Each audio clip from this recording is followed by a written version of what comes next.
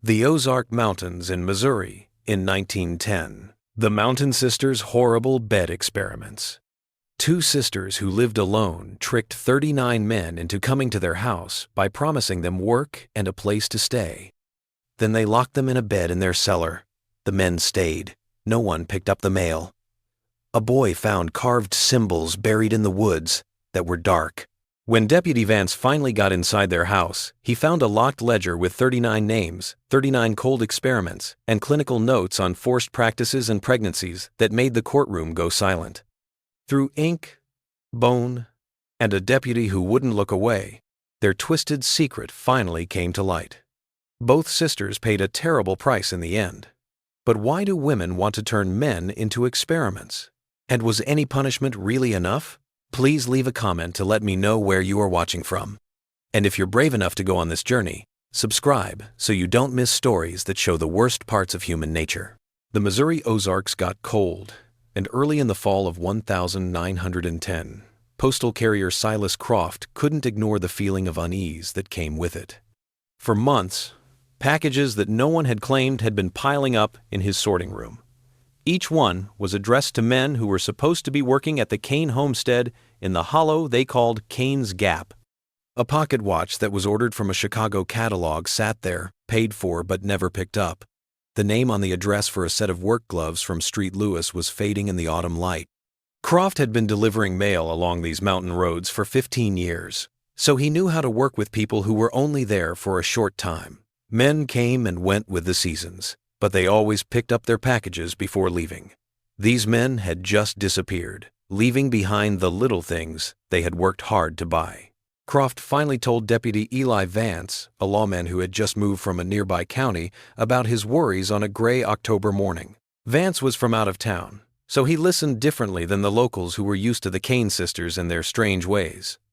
He sat across from Croft in the small county office and carefully wrote down the names of the 7 unclaimed parcels over the past 18 months. His pen scratched steadily across the page. Croft said that he had seen Prudence Kane in town 3 weeks before and asked the owner of the general store if any new workers had come in looking for work. This was something else that had been bothering him during his rounds. She had done the same thing the spring before that and the spring before that, always asking about men who were alone and didn't have any family waiting for them in town.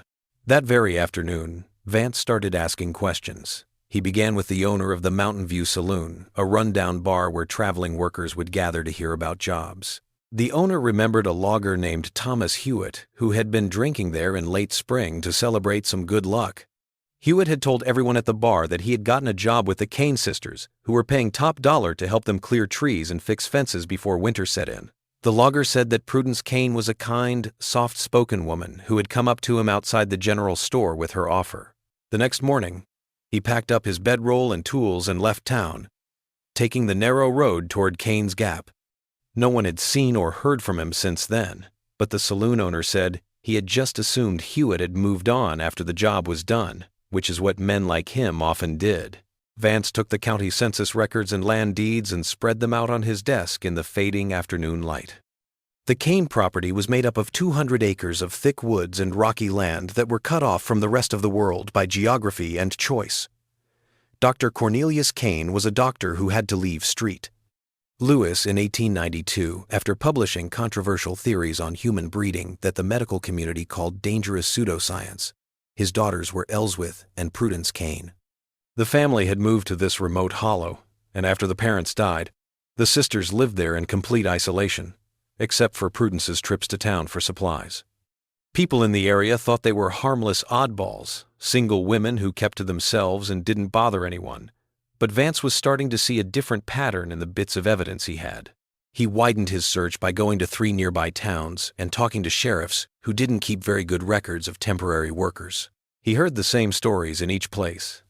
A miner said he was going to work on a remote farm run by 2 women in the mountains. A farmhand told the owner of his boarding house he was going to Kane's Gap for winter work that would pay enough to send money home. And a young carpenter packed his tools and walked up the mountain road, never to be seen again. The local sheriffs had seen the reports but didn't believe them for the same reason. Drifters couldn't be trusted, and the mountains were harsh. Some men left, some got lost, and some just moved on without telling anyone. No one had made the link between the disappearances because no one had been looking for one. By the end of October, Vance had put together a list of 14 men who had last been seen going to or talking about work at the Kane homestead in the last 8 years. These were 14 names and 14 lives that had disappeared into the mountain silence. He took his findings to the county sheriff, who was still doubtful but couldn't completely dismiss the deputy's careful notes. The sheriff agreed to one thing. Vance could go see the Kane sisters, ask them some questions, and see if any of these men had really worked there. It was a small hole, but it was enough. Deputy Eli Vance closed his notebook, buttoned up his coat to keep warm in the winter, and got ready to ride up to Kane's Gap, where something much worse than anyone could have imagined was waiting to be found. On a cold November morning, Deputy Vance rode up to the Kane homestead. The narrow mountain road twisted through stands of bare oak and hickory that looked like they were leaning inward, blocking the sky. The property was at the end of a long, bumpy drive. It had a 2-story clapboard house with a barn and several other buildings next to it. All of them were painted a faded gray that blended in with the November fog. He dismounted and tied his horse to a post, noting immediately that the place was too quiet. No chickens were scratching around in the yard. There were no animals in the pastures. There were no signs of recent work on the farm, which was supposed to hire men for heavy work. There was no fresh-cut wood stacked for winter, and no fences that had been fixed that he could see. When Prudence Kane answered the door, she smiled softly, but her eyes didn't light up. She was a thin woman in her late 30s who wore a simple gray dress and had her hair pulled back tightly. Ellsworth stood behind her in the dark hallway. She was taller and wider, and her face looked like it was made of stone. Her gaze was so intense that Vance's hand unconsciously moved toward his sidearm. Prudence let him in with the polite care of someone who had said the words many times before. The parlor was spotless, almost sterile, with none of the comfortable mess that comes with a working farm. Medical books and journals filled the shelves, their spines embossed with titles about heredity and physiology that seemed out of place in a cabin in the mountains. Vance started with easy questions about the men on his list, asking if any of them had worked for them in the last few years. Prudence answered in a calm voice, saying that yes, they did hire seasonal help from time to time, but the work was always short-term, and the men moved on quickly. Ellsworth stood with her arms crossed and didn't say a word. She watched her sister speak as if she were reading from a script. When Vance asked about Thomas Hewitt, the logger from the saloon, Prudence's smile faltered for a moment before coming back. She said he had worked for them for a short time in the spring, helping to clear some brush before leaving without telling them, which is what these kinds of men often do. It was a good explanation, given with ease that came from practice, but Vance saw something that made his heart race. A man's heavy coat was hanging on a peg near the kitchen door. It was made of canvas duck with leather patches on the shoulders, like the kind of coat a logger would wear. It was too big for either sister. He pointed to the coat and asked who it belonged to. Before answering, Prudence looked at Ellsworth and said that a worker had left it behind months ago and that they had kept it in case he came back to get it. Vance asked if he could look at it, and the pause before Prudence nodded was just long enough to confirm his suspicion that something was very wrong. He took the coat off the peg and looked in the pockets. The only thing he found was a small folded receipt from a hardware store in Street Lewis, dated April 1910. The receipt had the name Thomas Hewitt on it. Vance wrote this down very carefully in his book while both sisters watched in silence. Their faces showed nothing, but their stillness showed everything. He wanted to know where the men had worked and slept while they were on the job. He went outside to a small bunkhouse behind the barn, which was a rough building with 2 narrow beds and a cold stove. Every surface was covered in dust that hadn't been touched in what looked like months, maybe even years. There were no signs that anyone had lived there recently, like bedding or personal items. Vance ran his finger along the windowsill and showed Prudence the thick layer of dust. He then asked her when the last worker had stayed there. She stammered a little and said that it had been a long time since they had hired help, so she might have remembered wrong how long it had been. Ellsworth stayed at the main house and watched from the porch, where her dark figure stood out against the gray wood. Vance's break didn't come from the sisters. It came from luck. A young boy came out of the trees at the edge of the property as he was getting ready to leave. He was carrying a pair of rabbits he had been hunting. When the boy saw Vance's badge, he froze, obviously scared he had been on private property. Vance told him he wasn't in trouble and asked what he was doing so high up the mountain. The boy said he often hunted in these woods because there were a lot of animals to hunt. Then he paused before saying something that would change everything. He told me that he had found something strange deep in the woods behind the Kane property, maybe a quarter-mile past the fence line. It was a patch of disturbed earth with dozens of strange wooden markers carved with symbols he didn't know. He thought it might be an old Indian burial ground and left it alone out of respect. But he was worried because the markers looked new and the wood wasn't yet gray from the weather. Vance asked the boy to show him where this place was on a map. The boy drew a rough picture in the deputy's notebook, showing where it was in relation to the main house. Vance thanked him and sent him on his way. Then he turned back to look at the Kane homestead with fresh eyes. The sisters had gone inside, and he could see them watching from a window, their pale faces behind glass that looked like it was rippling. He didn't have a legal reason to get a search warrant yet, but the coat, the empty bunkhouse, the mail that no one had claimed, and now this strange burial ground were all coming together to make him feel very scared. That night, he rode back to town with Thomas Hewitt's receipt folded up in his pocket. He felt a terrible certainty growing in his chest. The 14 men on his list were just the beginning. Vance got a warrant in just 3 days. He went back to Kane's Gap with the county sheriff and 2 deputies who were allowed to search the whole property. That gray November afternoon, what they found in the farmhouse cellar would reveal an evil so deep that it would haunt the Missouri Ozarks for generations. Vance's lantern lit up an iron bed frame that was bolted directly to the cellar floor as he went down the narrow stone steps into the cool darkness below. There were heavy leather restraints hanging from each corner post. The buckles still worked, and the straps were still strong. There was a small wooden table in front of the bed with glass vials, rubber tubing, and tools that belonged in a doctor's office, not a farmhouse cellar. There were tally marks scratched into the stone wall above the headboard. There were 39 vertical lines grouped in sets of 5, like a prisoner's count of days or a butcher's count of inventory. The sheriff couldn't say anything, but Vance already knew that they had found the room where the 14 men on his list, and maybe even more, had died. Vance had the legal right to search the Kane property completely after finding the restraint bed. What he found over the next 3 days would become the most well-documented case of serial murder in Missouri history up to that point. While deputies kept the sisters from destroying evidence and secured the area, Vance carefully went through the main house room by room, taking pictures and making lists of everything that might have something to do with the missing men's fate. He found wooden crates stacked from floor to ceiling in the kitchen pantry. Each crate had a man's name and a date written on it. Inside the first crate he opened, which said Hewitt, Thomas, April 1910, he found a pocket watch, a leather wallet with old pictures of a woman and 2 children, a set of carpentry tools, and a bundle of letters tied together with string. Like specimens in a museum of the dead, everything the logger owned and brought with him up the mountain road was kept here. Vance opened crate after crate, and each one showed the same disturbing pattern. Personal items, carefully arranged and stored, as if the sisters weren't destroying evidence, but rather gathering it, cataloging it, and turning the men's lives into archived data. A miner's lunchbox with his initials carved into the metal. A Bible that belonged to a farm worker with the names of their family members written on the inside cover. A young man's trade school diploma from Kansas City, folded up and kept safe. There were 39 crates in all, and each one had a name on it that matched an entry Vance would soon find in an even more damning piece of evidence. The sheriff stood in the pantry doorway and looked at the wall of boxes. He said what everyone else was thinking.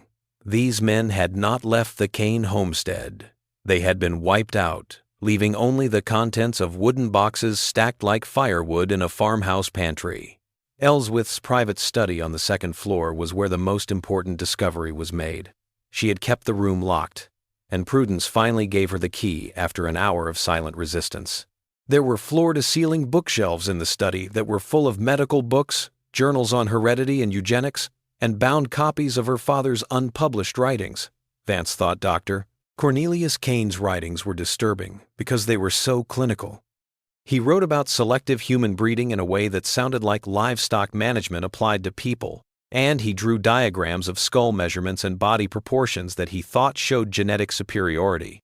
But what was on Ellsworth's mahogany desk would become the most important piece of evidence for the prosecution. A thick, leather-bound ledger, with the words "The Order Ledger" embossed in gold on the cover. It was open to a recent entry, and the ink was still dark on the page. Vance picked up the ledger carefully, as if it were something dirty, and started to read. The first entry was from March 1902, almost 9 years earlier, and it was about a 26-year-old man named Robert Marsh who had a robust constitution, dark hair, brown eyes, strong jaw structure, and an estimated vitality quotient of 8.3. Vance's hands shook as he turned the pages. They were clinical notes on what Ellsworth coldly called experimental protocols, and they described forced sexual contact in a way that made it clear they were systematic rape. At the end of each entry was a outcome section that said whether or not a pregnancy had happened, and if so, what happened to the child and what gender it was. The same horrible pattern was written down over and over: conception, gestation, birth, and then a single word written in Ellsworth's exact hand: terminated. There were 39 full entries in the ledger, and each one matched a crate in the pantry. Each entry was for a man who had been lured, imprisoned, raped, and killed as part of a sick eugenics experiment. Vance couldn't figure out the symbols that linked the entries at first, but then he remembered the wooden markers the hunting boy had talked about in the woods. He quickly told his deputies to follow the boy's rough map to the grave site. What they found that afternoon confirmed the ledger's most horrible secret. They found shallow graves in a cleared area deep in the woods behind the house. Each grave had a carved wooden symbol that matched a note in the ledger's outcome column. There were dozens of infant skeletons in the graves. Each one was a child conceived through violence and killed when it didn't meet Ellsworth's impossible standard of genetic perfection. The county coroner would later find 43 baby bodies in total. Some entries in the ledger showed that the same victim had been pregnant multiple times before being killed. Vance took pictures of every page of the ledger, knowing that this proof would be enough to send the sisters to jail in any court. The handwriting was clearly Ellsworth's. It matched samples from her father's manuscripts and letters she had written to other people that were found in the study. The dates matched perfectly with the disappearances Vance had written down. The physical descriptions matched what was known about the missing men, and the clinical notes on how they were disposed of made it clear what had happened to them. The ledger said that after the experimental phase was over, the victims were given chloroform to put them to sleep and then given lethal doses of morphine that doctor. Cain got through his old medical connections. Ellsworth had marked on a hand-drawn map that was hidden in the back cover of the ledger where their bodies were cut up and left in the deep woods and ravines around the property. That night, Vance confronted Ellsworth with the ledger and read parts of it out loud while she sat in handcuffs at her own kitchen table. She showed no signs of regret. She said in a calm voice that the ledger was not proof of a crime, but rather a scientific record of her life's work. She said that small-minded men had harassed her father because they couldn't understand his vision for making people better, and that she had devoted herself to proving his ideas through hard work and experimentation.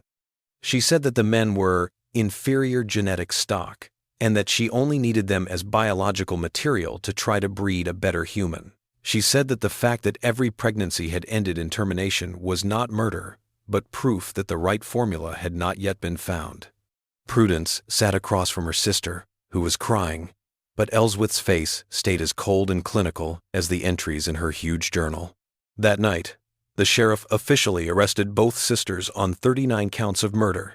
As the deputies took them to the wagon that would take them to the county jail, Vance stayed in the study and read through the ledger one last time by lamplight. Each entry was a life taken, a family left in the dark, and a person turned into data points in a crazy woman's experiment. But now every crime was written down, every victim was named, and every act of violence was written down by the person who did it. The proof was clear, undeniable, and damning, not through guesswork or circumstantial threads, but through the cold, methodical record-keeping of a killer who was so sure of her righteousness that she wrote down her own damnation. With the sisters in jail and the ledger safe as evidence, Vance focused on figuring out where their insanity came from. He knew that a jury would need to know not only what had happened, but also why two women had done such terrible things. The answer was in the same study where he had found the ledger, hidden among Dr. Cornelius Kane's manuscripts and journals. The disgraced doctor had filled volume after volume with his eugenic theories, dense essays arguing that controlled breeding between people with certain physical and mental traits was the key to the future of humanity. His writings showed that he was obsessed with pseudoscience. He twisted Darwin's ideas about natural selection into a plan for making what he called the perfected human specimen. In 1892, the medical community in St. Louis kicked him out after he suggested setting up breeding farms, where selected men and women would be paired up like livestock. The scandal drove the family to the remote Ozarks Hollow, where his daughters would take his theories to their horrific end. Vance found 30 volumes of Ellsworth's personal journals stacked up in a locked cabinet. They covered the time from her father's death in 1901 to the present. The first few entries showed that the daughter was desperate to prove that her father's exile was unfair persecution by people who were afraid of his genius. She wrote about how she studied his notes every day, memorized his formulas for figuring out genetic potential, and taught herself the medical procedures he had written about. By 1902, her journal entries had changed from thinking about ideas to making plans. She wrote that she and Prudence had what their father called pure static blood, which was untainted genetic material that could be used as the constant in the breeding experiments. They needed male subjects who met the physical vitality markers their father had found. These men could be tested over and over again until the right combination produced the better offspring their father had imagined. The journal showed how carefully Ellsworth planned the whole thing. She knew that temporary workers would be the best targets, because people in communities where men move from job to job wouldn't be too suspicious of their disappearances. She made Prudence the recruiter because her younger sister's shy looks and kind demeanor made her more trustworthy than Ellsworth's stern intensity could ever be. The entries explained how they got the cellar room ready, put in the restraint bed, and got the medical supplies they needed for what Ellsworth called controlled conception protocols. She even wrote down her calculations for figuring out the best amount of time to keep each man, saying that they could be kept for 3 to 6 months, depending on whether conception happened and how long gestation needed to be monitored before ending both the pregnancy and the subject. The journals were especially damaging because Ellsworth had no idea how wrong her actions were. She wrote about the men's fear, their pleas, and their eventual acceptance of death with the same clinical detachment she used to write about weather patterns or crop yields. The victims were called Subject 7 or Subject 23 in entry after entry, which turned them into numbered experimental units. She meticulously documented fetal development during pregnancies, measuring and recording each stage with obsessive detail. But when each baby was born and didn't show the impossible perfection she had hoped for, her journal entries became coldly procedural. Subject 14's offspring terminated at birth due to insufficient cranial development. Subject 14 disposed of via standard protocol. Cellar sanitized. Next, subject acquisition scheduled. The systematic nature of the documentation would prove devastating in court, showing premeditation and consciousness of guilt with every carefully recorded murder. Vance also found out how the sisters got the drugs they used to put their victims to sleep and kill them. Dr. Kane had letters from a former coworker in Kansas City, a doctor who had stayed loyal even after the scandal and had been giving the sisters morphine and chloroform for years. Thinking he was helping them deal with chronic pain, the letters made a clear paper trail that showed regular shipments of controlled substances in amounts that were much higher than what was needed for medical purposes. When Vance confronted the Kansas City doctor, he was horrified by how his medicines had been used. He gave a sworn affidavit that would strengthen the prosecution's case by showing means and premeditation. The digging up of the baby burial ground found proof that backed up every entry in the ledger's outcome columns. Dr. Raymond Mitchell, the county coroner, spent 2 weeks looking at the bodies and writing down what he found in a report that would be very important for the trial. Every baby skeleton showed signs of full-term or nearly full-term development, which rules out the possibility that they were miscarriages or stillbirths. Several of them had injuries that looked like they had been deliberately suffocated or had their necks crushed. Dr. Mitchell's report said that every child had been born alive and then killed right away, just because they didn't meet Ellsworth's crazy standard of genetic superiority. The wooden markers that marked each grave were exactly like the symbols in the ledger, which made it clear that there was a link between the written records and the physical evidence buried in the forest. As Vance put together all the evidence into a complete case file, it became clear how many crimes the sisters had committed. 39 men killed over 8 years, 43 babies killed at birth, and a systematic operation that had worked with factory-like efficiency in one of Missouri's most remote areas. But the strength of the case was just as strong. Ellsworth's own handwriting on the order ledger gave a full confession. The wooden boxes kept each victim's name and made a clear timeline. The cellar room showed how and why.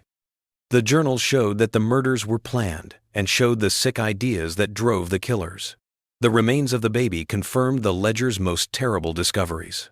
Vance had kept very detailed records throughout all of this, taking pictures of evidence, recording witness statements, and building a case for the prosecution that would leave no room for doubt.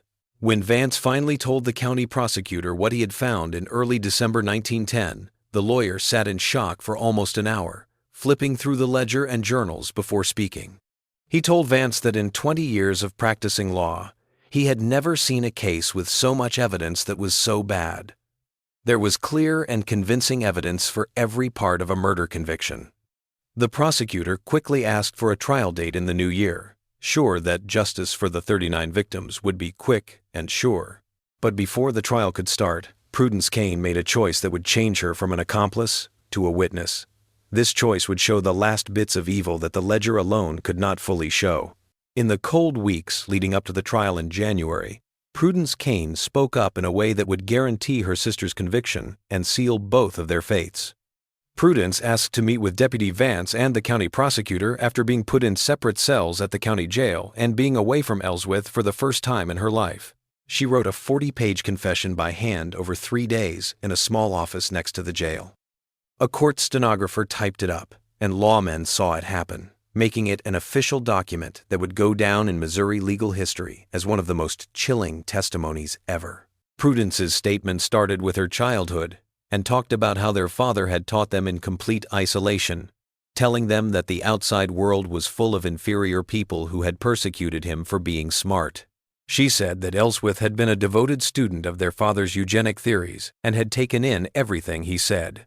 She, on the other hand, had just wanted to make her older sister happy and not be alone in the mountain hollow after their parents died. The confession said that the murders started almost by accident in 1902 when a drifter knocked on their door looking for food and a place to stay.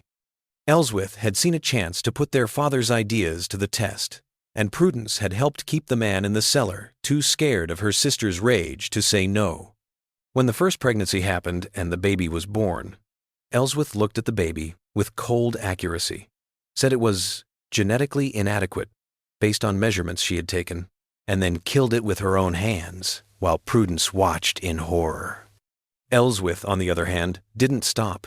Instead, she declared the experiment a success because it showed that conception was possible. She then started making plans for how to improve the process with the next subject. Prudence confessed that she had recruited every single victim. She would go to town and approach them with her practiced shy smile, offering them good pay and the promise of a comfortable place to stay. She would then personally escort them up the mountain road to their deaths. Her confession gave information that the ledger had not, including a description of the routine that had ruled their lives for 8 years. When they got there, each man was given water with chloroform in it, which made them sleepy. They then woke up in the cellar, tied to an iron bed. Ellsworth would do what she called vitality assessments, which were clinical exams that she wrote down in the ledger in a scientific way. Their father had written down rules for the forced intimate contact in his manuscripts, and Ellsworth had timed it based on her calculations of the best times for fertility. Prudence's job was to keep an eye on the subjects between sessions by giving them little food and water, emptying chamber pots, and making sure the restraints stayed tight. She described watching men weep, beg, and eventually fall into resigned silence as weeks turned into months. When Ellsworth got pregnant, she would get excited, sure that each one would finally produce the perfect specimen. But every birth ended with the same cold measurement. the same announcement of failure, and the same act of infanticide. The confession explained what happened after the murders, details that the ledger had recorded only as disposal via standard protocol. Prudence admitted that she and Ellsworth would dismember the bodies in the cellar using surgical tools their father had left behind, transport the remains in canvas bags to remote ravines and caves throughout their 200 acres, and scatter them where they would never be found. Ellsworth carefully organized and stored the personal items because she thought they might be useful for future genetic research.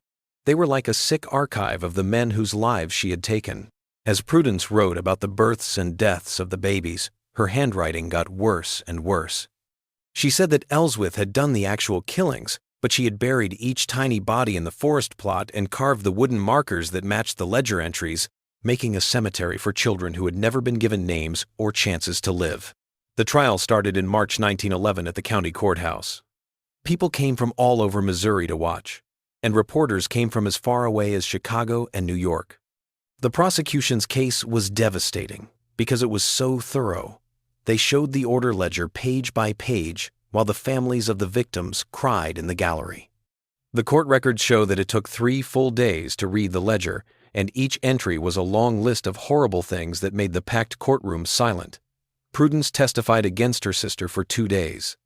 Her written confession was read into the record, and her spoken testimony added details that made jurors sick to their stomachs. She talked about how Ellsworth had stayed calm and methodical during all of the murders, how she had talked to the victims like they were animals, and how she had shown more emotion over failed pregnancies than over the deaths of grown men begging for their lives. Ellsworth didn't want to testify in her own defense, but her lawyer used her journals and her father's writings as evidence in an effort to prove that she was insane. The plan went horribly wrong. The jury heard Ellsworth say that her experiments were logical extensions of accepted scientific principles. They also saw her careful calculations and thorough documentation. They decided that she knew exactly what she was doing and just thought she was above moral law. The defense's own evidence showed that the defendant was aware of his guilt, planned the murder, and had a methodical way of killing that couldn't be written off as insanity. The jury took less than 4 hours to decide that Ellsworth was guilty of all 39 counts of first-degree murder, and Prudence was guilty of all 39 counts of second-degree murder. They did this even though Prudence had helped them and was responsible for every death. The sentencing hearing brought the families of the victims to the stand. Many of them spoke publicly for the first time about their sons and brothers who had gone missing in the Ozark Mountains. Thomas Hewitt's widow cried as she talked about the 2 kids who would never see their father again. She showed the picture that Vance had found in the pantry crate. A miner's old mother talked about the letters her son had sent, promising to come home with money saved. The letters had stopped coming 3 years ago. Before giving the sentence, the judge heard all of the evidence. Ellsworth Kane was sentenced to death by hanging, and the execution was to take place in the county seat within 90 days. Prudence Kane was given a life sentence without the chance of parole. She will serve her time at the Missouri State Penitentiary. According to court records, Ellsworth didn't react to her sentence, but Prudence fell to the ground crying and was led away by the bailiffs. More than 200 people saw Ellsworth Kane hanged on the 15th of June, 1911. The chaplain who was there recorded her last words, which showed no remorse. She said that her work had been for the good of humanity, and that history would prove her father's vision right. At 10:00 the morning, the trapdoor fell. Prudence spent 41 more years in prison without ever having a visitor or talking about her crimes, except in letters to Deputy Vance, where she apologized for being weak and cowardly. She died in her cell in 1952, a woman who had been forgotten but had helped plan one of the worst murder sprees in American history. People in the town burned down the Kane homestead the summer after the execution. The Missouri State Archives still have the order ledger, the journals, and Vance's full case file.